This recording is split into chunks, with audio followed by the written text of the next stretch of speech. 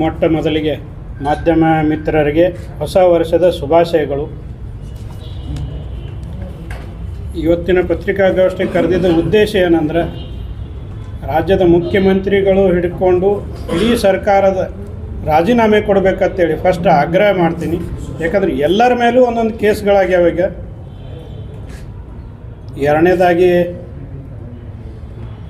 ಬಂದ್ ಕರೆ ಕೊಟ್ಟಂಥ ಮಹಾನುಭಾವರಿಗೆ ಒಂದಿಷ್ಟು ಪ್ರಶ್ನೆಗಳನ್ನು ಕೇಳ್ತೀನಿ.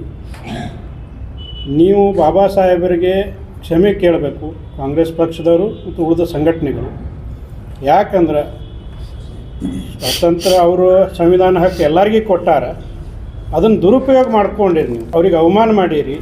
ಬಾಬಾ ಸಾಹೇಬರಿಗೆ ಬಡವರು, ನಿನ್ನೆ ವ್ಯಾಪಾರಸ್ಥರು ಅವ್ರು ಕೂತವ್ರು ಹೂವು ಚೆಲ್ಲೋದು, ತೆಂಗಿನಕಾಯಿ ಹೊಡೆಯೋದು, ಅದು ಅಲ್ಲದೇನೋ ಒಂದಿಷ್ಟು ಅಂಗಡಿ ದರೋಡೆ ಮಾಡೋ ರೀತಿ ನೀವು ಒಳಗೆ ಹೋಗಿ ಕೌಂಟ್ರಲ್ಲಿ ಡ್ರಾವರ್ಗಳನ್ನ ಚೆಕ್ ಮಾಡಿದ್ರಿ. ನನಗೆ ಒಂದು ತಿಳಿತಾ ಇಲ್ಲ, ಸೋಮೋಟೋ ಕೇಸ್ ಪೊಲೀಸ್ ಇಲಾಖೆಯವರು ತಗೊಳ್ಬೇಕಾಗಿತ್ತು, ಇಲ್ಲಿವರೆಗೂ ತಗೊಂಡಿಲ್ಲ.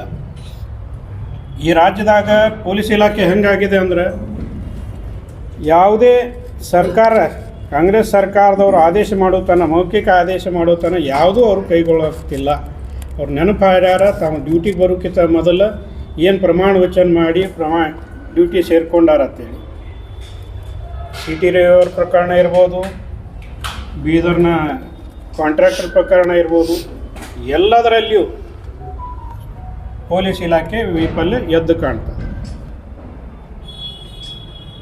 ನಿನ್ನೆದು ಎಲ್ಲರ ಬಳಿ ತಾವು ಮಾಧ್ಯಮದವರು ಅವರಿಗೆ ವಿಡಿಯೋಗಳನ್ನ ಕಳಿಸಿದಿರಿ ಅಂದರೂ ಇನ್ನೂ ಅವರಿಗೂ ಅವ್ರು ಯಾರ ಮೇಲೂ ಆ್ಯಕ್ಷನ್ ತಗೊಂಡಿಲ್ಲ. ಅದರ ಅರ್ಥ ಏನು?